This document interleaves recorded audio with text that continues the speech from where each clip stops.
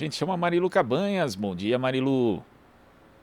Bom dia, Glauco. Bom dia a todos que acompanham aqui o Jornal Brasil Atual pela Rádio Brasil Atual e pela TVT. Vamos continuar falando sobre a comovente sessão da CPI da Covid realizada ontem, que ouviu o ex-paciente da Prevent Senior, o advogado Tadeu Frederico de Andrade, e o ex-médico dessa operadora de saúde, o Walter Corrêa de Souza Neto. Seria a última sessão da Comissão Parlamentar de Inquérito, mas o ministro da Saúde, Marcelo Queiroga, foi convocado para o próximo dia 18 e, pela terceira vez, ele deve comparecer à CPI. E a gente vai falar sobre esses assuntos neste momento com o nosso convidado, Gonçalo Vecina, médico infectologista, professor na Faculdade de Saúde Pública da USP e ex-diretor da Agência Nacional de Vigilância Sanitária, Anvisa. Oi, Vecina, bom dia, prazer em recebê-lo. Bom dia, Marilu, bom dia também aos nossos espectadores da Rádio Brasil Atual. Bom, Vecina, primeiro vamos destacar aqui o depoimento do advogado Tadeu Frederico de Andrade, né, que sobreviveu para contar a verdade sobre o que aconteceu com ele na Prevent Senior, quando ele foi internado com Covid, né? Ele disse que a operadora de saúde mentiu ao dizer que a família tinha autorizado o cuidado paliativo para tirá-lo da intubação na UTI e desligar os aparelhos porque ele não tinha mais cura. Esse prontuário de uma senhora de 75 anos apontava que tinha, né, marca-passo, sérias comorbidades arteriais, idade muito avançada. Ele disse que a única coisa que ele tem é pressão alta. Então, a orientação da Prevent para a equipe foi não tentar, inclusive, reanimá-lo caso ele tivesse uma parada cardíaca. Bom, emocionado, né? A gente se emocionou junto com ele, né, Vecina? Ele disse que a família ameaçou entrar na justiça, levar o caso à imprensa, e aí, com a voz embargada, ele afirmou que se não fosse a família, ele estaria morto. Acho que muita gente se comoveu com esse depoimento. Qual que foi a sua reação também ao ouvir esse depoimento dramático, Vecina, como ser humano e como médico? Eu fiquei muito indignado com esse depoimento, porque revelou a que ponto pode chegar o ser humano, né? Na voragem por lucro, na voragem por dinheiro, que é a única coisa que explica as decisões que foram tomadas pela Prevent Senior, é essa a necessidade de ganhar dinheiro, não tem outra explicação. Agora, a que ponto o ser humano, médico, os seres humanos que estavam operando o tratamento desse paciente chegaram de negar a possibilidade dele sobreviver, que tratavam a vida como se fosse lixo, né? Eu entendo as dificuldades que um profissional de saúde tem quando está frente a um paciente fora de possibilidades terapêuticas, mas a família tem que ser consultada e a família tem que ser respeitada nas suas vontades. Isso que nós vimos é de uma indignidade, de uma desumanidade terrível, né? De repente a gente coisas que a gente nunca imaginava que fosse rever, né? Como essas de você desrespeitar a vida humana, né? Você volta a ver, é terrível.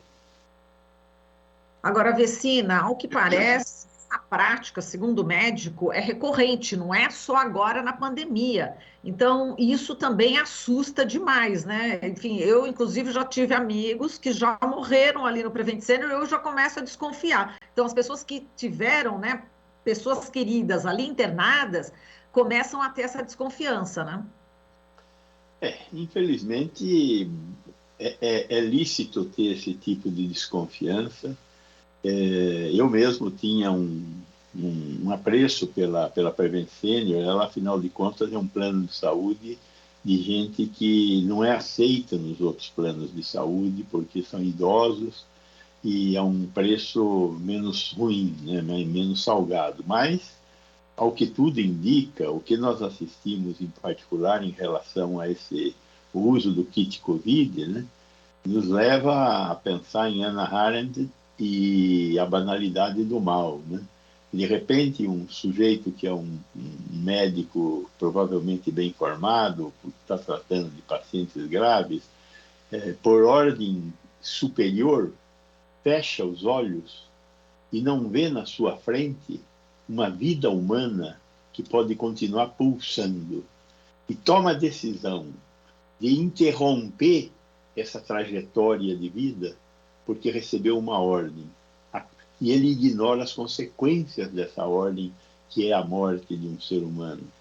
Então, isto é extremamente lamentável. Nós estamos vendo isso na medicina hoje, né? Você veja, no Hospital das Forças Armadas, anteontem, saiu na Folha de São Paulo, que também estava obrigatória a prescrição do kit Covid. E como tinha alguns médicos que não aceitavam prescrever, para contornar o problema, em cima da mesa do médico ficava uma pilha de receitas prontas assinadas por outro médico. Então, este médico, o que tinha que fazer era receber o paciente que tinha suspeita de Covid e colocar apenas o nome do paciente em cima. E com isso, ele se livrava da responsabilidade, lavava as mãos. Não fui eu que prescrevi, eu só coloquei o nome. Quer dizer, um médico que nunca viu um paciente fez a prescrição. Um médico que viu o paciente entregou uma prescrição que ele não fez. Nós temos 2 crimes aí.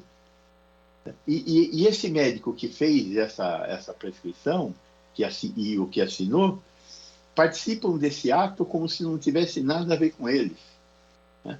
Com a mesma cara lavada que o presidente do Conselho Federal de Medicina diz: o médico tem autonomia. Tem autonomia para matar?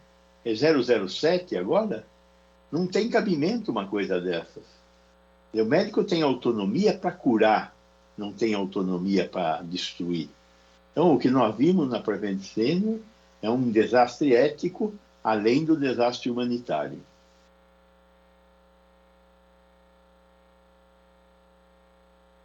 Não te ouço. Sim, agora sim, desculpa que eu fechei aqui o microfone, Vecina. Bom, então, em relação a essa atitude desses médicos, veja bem, a gente já passou aí 1 ano e 6 meses, 1 ano e 7 meses, né, do primeiro caso.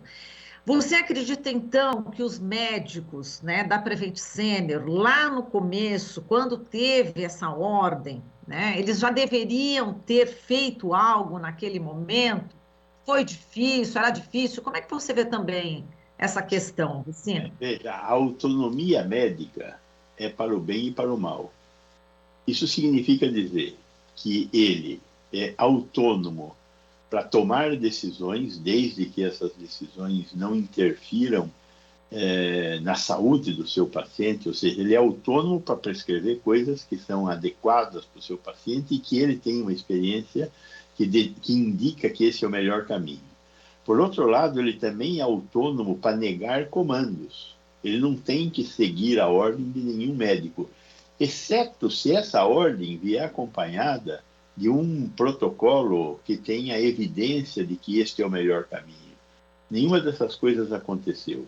Então, o médico tinha autonomia para negar a realização dos atos que estavam sendo solicitados que ele cometesse. Então, hoje, existe, é lógico, o atenuante da obrigatoriedade, o atenuante do constrangimento. Mas, infelizmente, esses médicos também terão que responder eticamente sobre as decisões que tomaram no passado. Exato. E essa confusão, né, entre aspas, que foi feita em relação aos cuidados paliativos, né, Vecina? É bom você esclarecer nesse momento, né, o que o hospital na realidade queria ali, né? Com os cuidados paliativos é completamente diferente, né? O cuidado paliativo é um campo recente da medicina que, na verdade, ele está voltado para dar dignidade à morte. Existe um momento em que existe condição de você dizer que este paciente não tem como sobreviver. Ao dizer que este paciente não tem como sobreviver, medidas que estendem sem necessidade a vida são suprimidas, né? Então, o paciente está fazendo hemodiálise, quer dizer, o rim entrou em falência e você tem uma máquina fazendo hemodiálise. O pulmão entrou em falência, você está ligado a um respirador.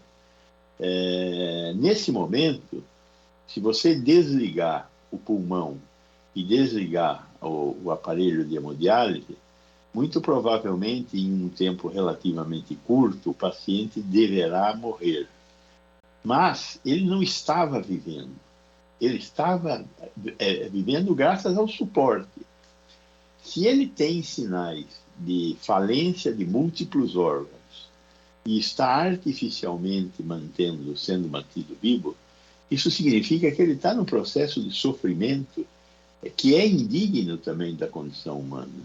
Então, hoje existe um conjunto grande de evidências que podem me dizer, evidências que eu obtenho através de sinais, de sintomas e através de exames de laboratório, em que eu observo que não existe mais a possibilidade da existência de vida. Nesse momento, o que deve ser oferecido para o paciente é a melhor condição possível para que ele tenha uma morte digna. E a partir daí é que vieram os cuidados paliativos. A grande preocupação dos cuidados paliativos é diminuir o sofrimento. Então, dor é a principal preocupação de uma unidade de cuidados paliativos. Aí depois vem o conforto respiratório, a possibilidade de dormir, a possibilidade de tratar de escaras, de feridas, ou seja, não piorar o quadro, mas deixar a vida seguir seu ciclo normal. Isto é que são os cuidados paliativos. É um campo da medicina que está se desenvolvendo bastante, porque de repente nós não estamos mais morrendo de mortes rápidas e violentas, nós estamos morrendo de mortes lentas e dolorosas, na medida em que hoje o que nos mata são cânceres, que matam muito vagarosamente, né? Então, é importante ter uma condição que, às vezes, demora semanas ou até meses para esse processo de acompanhamento do cuidado paliativo ocorrer. Hoje nós temos, em todas as profissões da área da saúde, paliativistas. Né? Vários hospitais das clínicas têm uma residência multiprofissional em cuidados paliativos. Então, são profissionais que se preparam para oferecer uma morte digna para os pacientes. É fundamental isso. Então, o cuidado paliativo é sinal de civilização e não o contrário. Então, é importante ter UTI, é importante ter tratamento intensivo, mas existe um momento que não tem mais como sustentar a vida, mas tem como dar dignidade ao processo de morrer. E é basicamente isso que o cuidado paliativo faz. Exato, totalmente diferente, né, do que aconteceu realmente. Agora, a família teve que contratar um médico particular para fazer a fiscalização dos procedimentos internos, né, na Prevent Senior. Bom, enfim, ele deve até, esse paciente diz que deve até a própria vida a esse médico também. Agora, cadê a ANS, né? Cadê a ANS? Cadê o Conselho Regional de Medicina, né? E eu acho que aí também tem um outro componente que a gente tem que aproveitar, falar aqui com os nossos espectadores, que é essa história do paciente. Hoje em dia a medicina é tão complexa e as decisões são tão difíceis que cada vez mais esse cidadão chamado de paciente tem que ter um comportamento de sujeito. E discutir com o seu terapeuta, seja ele de que profissão for, qual é a melhor alternativa. E com muita frequência buscar uma segunda opinião. Por quê? Porque a medicina não é uma ciência exata. Então, a opinião do sujeito paciente tem que ser levada em conta e ele tem que ser consultado. E ao ele tomar uma decisão, essa decisão tem que ser respeitada. O sujeito paciente, ele tem condição de decidir sobre a doença e a vida dele. É lógico que isso tem limites, mas o paciente tem que ser ouvido. E isso deve ser uma lição importante para todos nós que assistimos esse episódio desastroso, mas que traz ensinamentos para todos nós. E um desses é esse. Seja sujeito quando estiver frente ao seu tratamento. Exatamente, foi essa postura também muito determinada da família dele, né, do próprio É, paciente, já que ele estava entubado, né, Vecina? Agora, o ex-médico, né, da Prevent Senior, o Walter Corrêa de Souza Neto, ele denunciou mesmo que havia ordens de pressão para prescrever aí os medicamentos do kit Covid e que ele, inclusive, foi obrigado a trabalhar sem máscara. Quer dizer, isso também assusta, né, Vecina? Como é que pode, né, em plena pandemia, para não assustar os pacientes? Né? Você já tinha ouvido isso antes? não, nunca tinha ouvido isso e, de novo, a conduta ética da empresa cada vez me surpreende mais, né? Atravessa todos os limites do razoável e enseja a necessidade de que a Agência Nacional de Saúde Suplementar, a Vigilância Sanitária do Estado de São Paulo, que também não pode ser esquecida, porque o funcionamento dos estabelecimentos de saúde tem como a responsabilidade do bom funcionamento é da vigilância sanitária. E a vigilância sanitária também deveria estar presente. Também foi denunciado que várias das unidades da Prevent Senior não têm o alvará de funcionamento da vigilância sanitária. Os estabelecimentos de média e alta complexidade são da responsabilidade da vigilância sanitária do Estado. Os de baixa complexidade do município. Então, nesse caso, como são hospitais, é a responsabilidade da vigilância sanitária do Estado, que deveria estar presente, além dos conselhos, do Conselho Regional de Medicina. E, neste momento, com tantas infringências legais, com certeza o Ministério Público, que finalmente tem aí uma força-tarefa dedicada a investigar o que está acontecendo e que tipo de crimes foram cometidos ao longo desses tempos todos pela Prevent Senior. Exato. E lá no início da pandemia, até o próprio ministro Mandetta, né, tinha falado que parece que ali na Prevent Senior o número de mortes é maior do que em outros hospitais, né? Isso já tinha chamado a atenção, né, Vecina?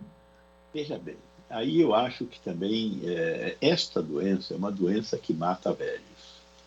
Então, quando você pega, por exemplo, os Estados Unidos, no auge da crise, na primeira onda, mais de 50% dos óbitos ocorreram em instituições de longa permanência de idosos. A chance de uma pessoa de 0 a 40 anos morrer desta doença é de 2 em 1000. A chance de uma pessoa com mais de 80 anos morrer desta doença é de 15 em 100. Veja, 2 em 1000 e 15 em 100. Então, o que se noticiou naquele momento, quando Mandetta falou isso, é que cerca de 56% dos óbitos de São Paulo estavam ocorrendo na Prevent Senior. A Prevent Senior tem uma média de idade de 68 anos nos seus pacientes. Então, isto não me surpreende. O que me surpreende é todos os delitos éticos dos quais nós tomamos conhecimento. E o que me surpreende é que Vigilância Sanitária, Conselho Regional de Medicina, Agência Nacional de Saúde Suplementar não tenham investigado a ocorrência dessas mortes. Isso me surpreende. Perfeito. Agora, Vecina, os senadores da CPI aprovaram ontem, numa nova convocação do ministro da Saúde, Marcelo Queiroga. A oitiva vai ser no próximo dia 18. A convocação dele se deu porque o ministro, primeiro, não respondeu no prazo de 48 horas as questões que foram enviadas por escrito pela comissão, e, além disso, foi apontada também uma interferência dele, do Queiroga, na alteração da pauta da reunião da Conitec, né, da Comissão Nacional de Incorporação de Tecnologia do SUS, né? Que não vai mais analisar um parecer sobre o uso da cloroquina para o tratamento da Covid-19. Qual a sua expectativa em relação ao depoimento e também dessa interferência do Queiroga aí na Conitec? Queiroga, quando tomou posse, ele tentou se proteger, tentando trazer algumas pessoas um pouco diferenciadas para ajudá-lo, né? ele pôs lá num cargo importantíssimo, que é a Secretaria de Assistência à Saúde, um médico indicado pelos amigos dele aqui do HC. E é um médico que era o responsável pelo Instituto de Ortopedia do HC. Ele tentou levar o professor Carlos Carvalho, que é um professor titular de pneumologia do HC, uma pessoa muito respeitada no meio médico, para lá. Ele não conseguiu levar o Carlos, porque o Carlos tem uma carreira toda aqui, não quis largar a carreira. Porém, o Carlos aceitou dar uma assessoria ao ministro. E uma das tarefas que foram passadas ao Carlos foi fazer a avaliação do kit Covid, sobre o qual tem toda essa discussão. Então, a ideia do Queiroga, naquele momento que estava assumindo o ministério, foi: vamos ouvir uma opinião inatacável. E aí, o professor Carlos montou um comitê, e esse comitê fez a análise do kit Covid e de outros medicamentos que foram aparecendo ao longo do tempo aí, né? A proxalutamida, a colchicina, tem outros medicamentos que andaram sendo eventualmente utilizados como antivirais. Então, um professor e um grupo de médicos se debruçaram sobre todos esses medicamentos. E a conclusão que eles chegaram, após consulta à literatura, coleção de dados, etc., foi que todos esses medicamentos que estão relatados nesse parecer são, além de inócuos, com efeitos colaterais. Ou seja, se usados fora da prescrição para o qual eles foram pesquisados, eles podem produzir efeitos colaterais importantes. Esse relatório está pronto. Então, era uma questão apenas protocolar ele ser referendado pela Conitec. Então, o que o Queiroga fez, a pedido ao que tudo indica, pelo que a manchete da revista Fórum de ontem, é que ele está respeitando uma ordem do presidente, que ficou muito irritado de ele, presidente, estar sendo contestado na sua opinião médica sobre o uso de medicamentos, que é uma coisa atrozmente absurda, né? E aí, o Queiroga fez o que todos que sentam naquela cadeira fizeram até agora. Ele fala, ele manda, eu obedeço. E retirou de pauta da Conitec a confirmação de algo que não tem como ser negado, que é a opinião desse conjunto de técnicos coordenados pelo professor Carlos Carvalho. Então, o que o ministro está fazendo é cada vez mais se isolar e vender o diploma dele para o diabo, né? E o diabo tem nome, e o diabo tem endereço.